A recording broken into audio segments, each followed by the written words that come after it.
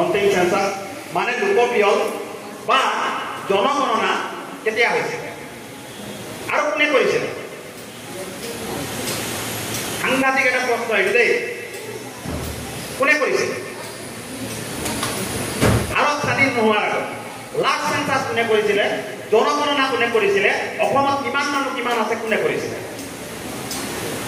ভাৰত স্বাধীন নোহোৱাৰ আগত ভাৰত স্বাধীন নোহোৱাৰ আগত কোন আছিলে ব্ৰিটিছ আছিলে নাই বাৰু ভাৰতটো কাটি দিলোঁ অসম স্বাধীনে কৈ দিছোঁ বাৰু অসম স্বাধীন নোহোৱাৰ আগত কোন আছিলে ব্ৰিটিছে আছিলে আছিলে নে নাই লাষ্ট সেন্সাসটো হৈছিলে 1941 1941 চনলৈ আমাৰ সেন্সাসবিলাক কিমান দিনৰ মূৰত হয় 10 বছৰৰ পাছত 10 বছৰৰ পাছত আকৌ লোকপিয়ল হয় নে নহয় তেতিয়াহ'লে চাব 1941 চনত যেতিয়া সেন্সাস কৰিলে বা জনগণনা কৰিলে তেতিয়া আমাৰ মানুহ পোৱা গ'ল মানে সমগ্ৰ অসমত মানুহ পোৱা গ'ল 1,20,00,000 সেই সময় 1941 আৰু সেই সেন্সাস কোনে কৰিছিলে ব্ৰিটিছে কৰিছিলে এতিয়া কওক ভাৰত স্বাধীন কেতিয়া হ'ল 1947 শুন এছটি কেতিয়া দিলে 1950 1950 চনত 1950 চনত এছটি দিলে প্ৰথম এছটি কোনে পালে বড়ো কছাৰী ৰাভা মিকিৰ কাৰ্বি গাৰো এইবিলাক মানুহে আচলতে পালে দেউৰী এইবিলাক মানুহ পালে নে না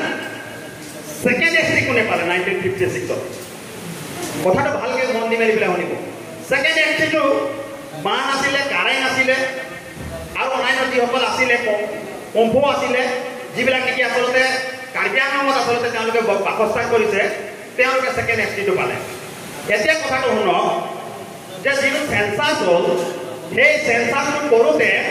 মানে জনগণনা কৰোঁতে ব্ৰিটিছে যেতিয়া নেকি প্ৰথম মুখ্যমন্ত্ৰী আৰু সেই সময়ত কৈছিলে প্ৰধানমন্ত্ৰী অসমৰ প্ৰধানমন্ত্ৰীক বা প্ৰত্যেকটো ৰাজ্যৰ আচলতে মুখ্যমন্ত্ৰীক প্ৰধানমন্ত্ৰী বুলি কৈছিলে সেই সময়ত তো যেতিয়া নেকি এইটো সেন্সাস যেতিয়া হ'ল সেই সেন্সাসৰ মতে ব্ৰিটিছে তাত কি কথা লিখিলে কংগ্ৰেছৰ লগত মিলি কৰি এওঁলোক শ্ৰমিক আৰু এওঁলোক কুলি এতিয়া কথাটো কওক সেন্সাসত যেতিয়া নেকি আমাৰ কৰা হ'ল আমাৰ যেতিয়া কৰা হ'ল কৰাৰ লগে লগে আমাৰ নাম তাত অন্তৰ্ভুক্ত কি হ'ল কুলি আৰু শ্ৰমিক তাৰ মানে তাৰ অৰ্থ কি বুজালে যে ব্ৰিটিছে আমাৰ ছত্তীশগড়ৰ পৰা আনিছিলে ঝাৰখণ্ডৰ পৰা আনিছিলে উৰিষ্যাৰ পৰা আনিছিলে অন্যান্য যিবিলাক জেগা আছে এইবিলাক অন্যান্য জেগাবিলাক যিবিলাক আনিছিলে সেইবিলাকৰ পৰা আমাক আনিছিলে নে নাই তাৰ মানে কুলি আৰু শ্ৰমিক বুলি ক'লে কোনোবাই এছটিকৰণ দিব দিব নেকি কোনোবাই এছটিকৰণ নিদিয়ে তৃতীয়টো তাতে লগাই দিলে কংগ্ৰেছে আৰু ব্ৰিটিছে দেখিলে তেওঁলোকৰ জনসংখ্যা বেছি গতিকে তেওঁলোকক যদি এছটি দি দিওঁ তেওঁলোকে কিন্তু সাংঘাতিক ধৰণে অসমখন আগ্ৰাসন কৰি ল'ব তেওঁলোকৰ ভাষাত আগ্ৰাসন আমাৰ ভাষাত আমাৰ আচলতে প্ৰাপ্য কিন্তু তেওঁলোকৰ ভাষাত হৈ গ'ল আগ্ৰাসন মানে আমি আগ্ৰাসন কৰি ল'ম বুলি ভাবিলে দেখিলে যে এওঁলোকক যদি দি দিওঁ কিন্তু এওঁলোকে এটা সময়ত গৈ মেলি পেলাই CM PM গোটেইখিনি হৈ যাব এওঁলোকৰ সংখ্যা গৰিষ্ঠতা যিহেতু বেছি মানে আমাৰ মানুহ বেছি কথাটো বুজক তেতিয়া কি হ'ল যেতিয়া নেকি ব্ৰিটিছে অসমত যেতিয়া আছিলে সেই সময়ত কিছুমান মানে আচলতে ৰাজ্য আছিলে বা কিছুমান জগা আছিলে যেনে নাগালেণ্ড মণিপুৰ মেঘালয় এইবিলাকত যেতিয়া আছিলে তেতিয়া কি হ'ল তাত আমাৰ আদিবাসী মানুহ আছিলে আগৰ পৰা ফৰ এক্সাম্পল কাৰ্বি আংলঙত তেতিয়া বগা নাছিলে নেকি নাই বাগানত তাত কি মানুহ আছিলে ওৰাং চাওতাল খাৰিয়া মুণ্ডা উৰিয়া তাঁতী এইবিলাক মানুহ আছিলে নে নাই তেতিয়া কি হ'ল সেই সময়ত তেতিয়া আচলতে গোপীনাথ বৰদলৈয়ে এটা আচলতে উপ কমিটি বনালে কাৰণ যিবিলাক নেকি আমাৰ এছটি পোৱা মানুহ আছিলে মূল বাসিন্দা মানুহ মানে বড়ো ৰাভা কছাৰী তেওঁলোকৰ ওপৰত তেতিয়া ব্ৰিটিছৰ শাসন চলা নাছিলে ব্ৰিটিছে শাসন চলাব নোৱাৰে তেওঁলোকে অট'নমাছ কাউন্সিল তেওঁলোক হৈ গ'ল স্বায়ত্ত শাসিত তেওঁলোক হৈ গ'ল মূল বাসিন্দা কথাটো ভালকে বুজিব তেতিয়া কি হ'ল এওঁলোকে যেতিয়া এই কুলি আৰু শ্ৰমিকটো সোমাই দিয়াৰ কাৰণে এছটিকৰণ যেতিয়া কৰিলে এছটিকৰণ কৰোঁতে পাহাৰৰ মানুহখিনিক দিলে 8 লাখ মানুহখিনিক দি দিলে এছটি আৰু যেনেকৈ 7 লাখ অৰ্থাৎ টোটেল মানুহ পাইছিলে 15 লাখ মানুহৰ ভিতৰত আমাৰ মানুহ আচলতে ৰখাই থৈ দিলে আৰু যিবিলাক আছিলে গাৰো কাৰ্বি এইবিলাক যিবিলাক মই কৈ গ'লোঁ গোটেইখিনি এই ৰাভা কছাৰী এইবিলাক যিবিলাক মই কৈ গ'লোঁ দেউৰী সেই মানুহবিলাকক আচলতে দি দিলে আমাৰ মানুহ ৰখাই থৈ দিলে দুটা শব্দৰ কাৰণে এটা কুলি আৰু এটা শ্ৰমিক আৰু ব্ৰিটিছে কৈ দিলে কংগ্ৰেছ চৰকাৰে কৈ দিলে তেওঁলোকে বাহিৰৰ পৰা আহিছে এইটো 19 শতাব্দীৰ কথা যেতিয়া নেকি সেইটো দি দিয়াৰ লগে লগে এতিয়া আপুনি তাত কি বেয়া হেৰি পাব এইটো কি কয় এছ টি পাব নেকি নাপায় তো এতিয়া মই এটা কথা কৈছোঁ আপোনালোকক কথাটো মোৰ শেষ হ'বলৈ হৈছে উপায় নাই যেতিয়া কৈ দিলে এইটো ক'ব লাগিব সেই সময়ত যিটো কমিটি বনাইছিলে সেই কমিটিটোৰ নাম কি আছিলে মই কৈ দিছোঁ আৰু তাৰ অধ্যক্ষ কোন আছিলে মই কৈ দিছোঁ তাৰ অধ্যক্ষ আছিলে গোপীনাথ বৰদলৈ অসমৰ যিটো নেকি সেই সময়ত প্ৰধানমন্ত্ৰী আৰু এতিয়া অসমৰ মানে মুখ্যমন্ত্ৰী তো এতিয়া সেই সময়ত যেতিয়া তেখেত আছিলে তেখেতে এটা উপ কমিটি বনাই দিলে চেঞ্চাছৰ কাৰণে যিটো নেকি 15 লাখ মানুহ 15 লাখ যিটো মানুহ পালে চেঞ্চাছ মানে জনগণনা কৰিবৰ কাৰণে হিচাপ কৰিবৰ কাৰণে কমিটি এটা বনাই দিলে ভেকু ভাওনা কৰিবৰ কাৰণে আৰু সেই কমিটিটোৰ নাম দিছিলে যে committee on the north east frontier ব্ৰেকেটত আছিলে Assam tribal and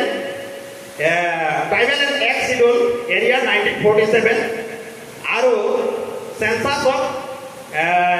census of India 1941 এই কমিটিটো বনাই দিছে আৰু এই কমিটিত আচলতে কোন মানুহ আছিলে এই কমিটিটোত আছিলে সদস্য হিচাপে আৰু ইয়াৰ চেয়াৰমেন কোন আছিলে গোপীনাথ বৰদলৈ আছিলে চেয়াৰমেন JJM নিকলছ ৰয় আছিলে তাৰ এজন সদস্য যি নেকি আচলতে কমিটিটো বনাবলৈ দিছিলে তাৰ পাছত আছিলে ৰূপনাথ বৰ্ম তেওঁলোকক দিয়া হৈছিলে তাৰ পাছত আছিলে ময়াং নক্সা তেখেতকো দিছিলে আৰু তাৰ পাছত আছিলে BN ৰাও যি নেকি তেওঁলোকৰ পৰামৰ্শদাতা আছিলে অধ্যক্ষ কোন আছিলে গোপীনাথ বৰদলৈ আছিলে নাই তো গোপীনাথ বৰদলৈ আচলতে এইখিনি কৰিলে কিন্তু এই 5জন যে ব্যক্তিক দিলে ইয়াক আমাৰ আদিবাসী মানুহক দিলে নেকি দিলে নিদিলে দিওঁ বুলি ক'লে আৰামকৈ পাৰিলে হয় আৰু আমি এছটিকৰণ পাই গ'লোঁ পালোঁ হয়নে নাই তো এতিয়া কওক যে 1941 চেঞ্চাছৰ মতে যোৱাৰ কাৰণে আজি আমি এছটিৰ পৰা বিৰত হ'লোঁ হ'বনে নাই কাৰণ সেই চেঞ্চাছটো কোনে কৰিছিলে ব্ৰিটিছে কৰিছিলে আমি কৰা নাই আমাৰ চেঞ্চাছ কেতিয়া হৈছিলে 1951 মানে 1951 চনত যেতিয়া চেঞ্চাছ হৈছিলে 1956 চনত দিব পাৰিলে হয়নে নাই 1956 চনত দিব পাৰিলে হয়নে ছাৰ পাৰিলে হয় কিন্তু আচলতে দিয়া নহ'ল এতিয়া মই ইয়াৰ এটা উদাহৰণ দিছোঁ মই শেষ কৰি দিছোঁ বস্তুটো যে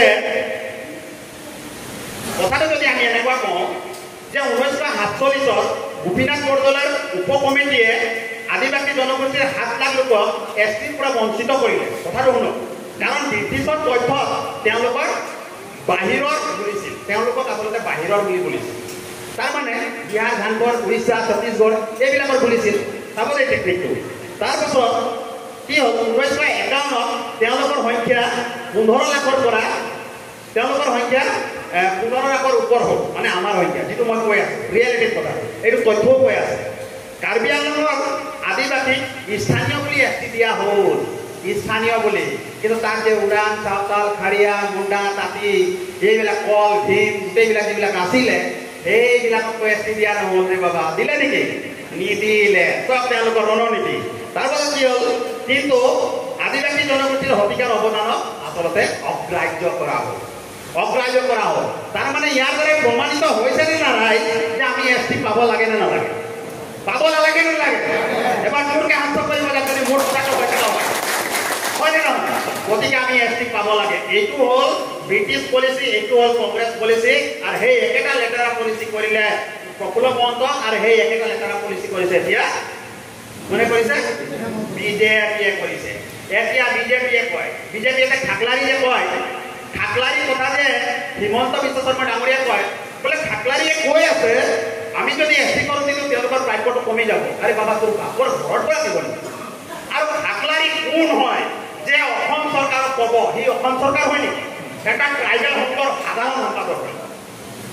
ঠিক নহয় যে অসমৰ মাননীয় মুখ্যমন্ত্ৰী হিমন্ত বিশ্ব শৰ্মাক চুক্তলিপি দিয়া মানুহ আৰু হিমন্ত বিশ্ব শৰ্মা ডাঙৰীয়াই তেখেতৰ চুক্তলিপিৰ কথাটো আমাক কিয় ক'ব লাগে কি কাৰণে আমাক কৈছে যে বোলে ট্ৰাইবেল সংঘই আমাক কৈ আছে বোলে এই বস্তু দিলে বোলে তেওঁলোকৰ প্ৰাপ্য বোলে শেষ হৈ যাব তাৰমানে তুমি হিমন্ত বিশ্ব শৰ্মা লিখা তুমি উচ্চ স্থানৰ মানুহ সেইটোৰ কাৰণে আচলতে তুমি গৈ মেলি পেলাই অকল খাকলাৰী ডাঙৰীয়াক তুমি সহায় কৰিছা এতিয়া খাকলাৰী আমাৰ মিথ্যাচাৰৰ কথা কৈছোঁ খাকলাৰী যদি প্ৰকৃততে ভালেই মানুহ আছিলে তো আমাৰ দাদা জানিব তিয়াৰদা এই 36 যে বিঘা যে মাটি ল'লে বিটিয়াৰত কুকুৰাঝাৰত আপোনাৰ পৰ্বতজোৰাত যে ল'লে ক'ত ঘুমাই আছিলে কুম্ভকৰ্ণৰ নিন্দ্ৰাত যে আছিলে কুম্ভকৰ্ণ যে 6 মাহ ঘুমাই আছিলে কি কেলে মাত নামাতিলে তাৰ মানুহ যে তাত বড়ো কছাৰী ৰাভা গোটেইখিনি আছিলে কি কাৰণে মাত নামাতিলে মাতিলে নেকি মাটি লৈ যা কাটানি আম্মানি কৈ মেলি পেলাই এৰি দিলে নে নাই এৰি দিলেতো এতিয়া আমিতো বড়ো নিলিখো আমিতো কছাৰী নিলিখো আমিতো সাঁওতাল আমিতো অন্যান্য যিবিলাক আছে সেইবিলাকো আমি নিলিখো আমিতো সাঁওতাল লিখো ওৰাং লিখো হেৰি লিখো হয় নে নহয় তো আমি যেতিয়া বিচাৰিছো তই ভাই তোৰ মানুহকে এটা জিলাৰ মাটি লৈ গ'ল 36 বিঘা জিলাতকে ডাঙৰ হ'ব আৰু তই তেতিয়া মাত নামাতিলি আৰু এতিয়া আমাৰ যেতিয়া নেকি আদিবাসী জনগোষ্ঠী 6 জনগোষ্ঠীয়ে যেতিয়া নেকি মৰাণ মন্ত কোচ ৰাজবংশী টাই আহোম চুতীয়া আৰু আমাৰ আদিবাসী যেতিয়া নেকি মাটিৰ পট্টা বিচাৰিছে তই ক'ত ৰাইট পালি আৰু এই কথাটো কৈছ যে তেওঁলোকক এছ টি দিব নালাগে কোন বাপেৰৰ তই কি হয় এইবিলাক বহুত কথা আছে তথ্যভিত্তিক কথাখিনি আপোনালোকক কৈ যাম সেইকাৰণে যেতিয়া সোমালো জয় ভাৰত পাৰ্টি আজি আমাৰ তিহাৰদা গ'লেও কোটি কোটি টকা কংগ্ৰেছত পালে হয় ভৰত মন্ত্ৰ ডাঙৰীয়া গ'লে হয় পুনাকৰ্মীও পালে হয় আমাৰ ইফালে থকা ধানোৱা ডাঙৰীয়া পালে হয় গোটেইখিনিয়ে পালে হয় কোটি টকা পালে হয় অফাৰ বহুত আহি আছে বিজেপিতো কোটি টকা বহুত অফাৰ আহি আছে আমাৰ অলপ অলপ দিনৰ কাৰণে এই দলবিলাক খুলি দিয়ে ৰাজনীতি দল বা কিবা কিবি লেন ফান কৰি দিয়ে কোনোবা 1 কোটি টকা দি দিলে বহুত হৈ যায় আমাৰ জাতিটোক পাহৰি যায় হঠাও কৈ দিয়ে মই যে মাল পাই গ'লো আৰু বাদ দে আৰে বাবা তেনেকা বিটিআৰত মোৰ ওচৰত কলিং আহিলে এটা তিহাৰদা সঁচালে মিছাবক ক'ব যে দাদা মোৰ ওচৰত 1 কোটি টকা অফাৰ আহিছে কি কৰিম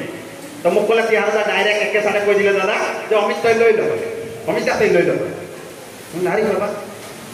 লৈ ল বুলি মেলি মোক ক'লে দেখিলো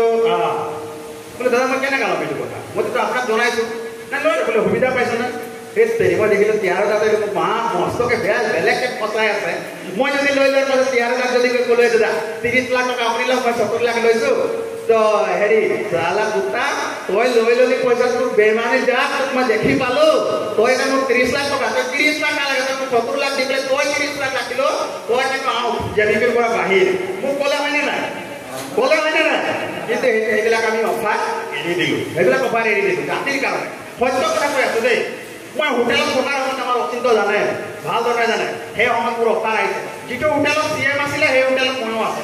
অচিন্ত সোধক বীজবলক সোধক আমাৰ বাবাটোক সোধক ইয়ালুদ্দিন হুছেইন ডাঙৰীয়াক সোধক গোটেইখিনি গম পাব তাত গোটেইখিনি গাৰ্ডবিলাক আছে তাকো মোৰ অফাৰ আহিছে কিন্তু সেইবিলাক আমি এৰি দিলোঁ জাতিৰ কাৰণে এৰি দিলোঁ তেতিয়া আপোনালোকে এইবিলাক এৰিবনে নাই কওক কালিতো কংগ্ৰেছ বিজেপিয়ে পইচা দিব আপোনালোকক কি কৰিব কওক এৰিবনে সঁচাকৈ গোটেইবিলাক এৰি দিয়ক আমি যেতিয়া এৰিব এইটো ঘৰত যাব জুবিন গাৰ্গে যেনেকুৱা কৈ গৈছিলে এইবিলাক লৈ কৰি পেলাই কি লাভ আছে এদিন মৰিব লাগিব হয় নে নহয় মই এনে যাব লাগিব মোৰ চলিব খাব পৰা যথেষ্টখিনি আছে মোৰ কাৰণে ইমানেই মই মৰিলে এইবিলাক সম্পত্তি লৈ নাযাওঁ গতিকে এইখিনি কথা ক'লোঁ আপোনালোকে গোটেইখিনি আচলতে মাইণ্ডত ৰাখিব বুলি পেলাই মই ভাবিছোঁ আৰু যুক্তিপূৰ্ণ কথা আছে যিটো নেকি মই যদি কোনোবা ষ্টুডেণ্ট পঢ়িবলগীয়া হয় নহয় গোটেইবিলাকক চিৰা ভালা কৰি দিম মানে একদম চাফা কৰি দিম সত্য কথা কৈছোঁ সেইকাৰণে মোৰ চকুতে গতিকে মই ইমানতে